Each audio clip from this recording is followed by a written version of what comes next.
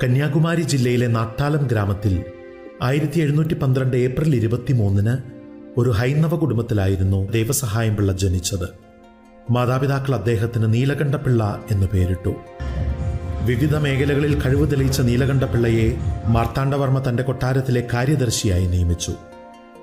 കുളച്ചൽ യുദ്ധത്തിൽ തടവുകാരനായി പിടിക്കപ്പെടുകയും പിന്നീട് തിരുവിതാംകൂർ സൈന്യത്തിന്റെ നവീകരണ ചുമതല ഏറ്റെടുക്കുകയും ചെയ്ത ഡച്ച് സൈന്യാധിപൻ ഡിലനോയിൽ നിന്നാണ് നീലകണ്ഠപിള്ള യേശുക്രിസ്തുവിനെ കുറിച്ച് കേട്ടറിഞ്ഞത്.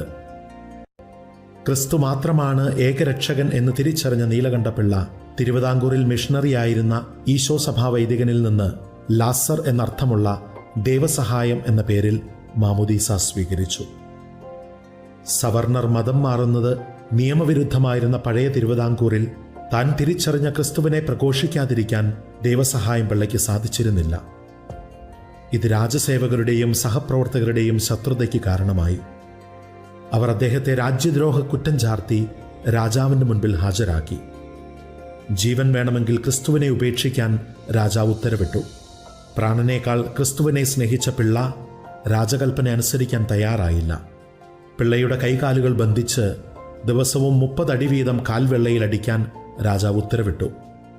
മുളകുപൊടി ചുറ്റിനുമിട്ട് പുകയ്ക്കുക, എരുക്കിൻ പൂമാല അണിയിച്ച് എരുമപ്പുറത്ത് കയറ്റി നാട് ചുറ്റിക്കുക, മുറിവിൽ മുളക് പുരട്ടുക തുടങ്ങിയ മർദ്ദനമുറകൾക്ക് വിധേയനായി 4 വർഷത്തോളം അദ്ദേഹം ജയിലിൽ കഴിഞ്ഞു.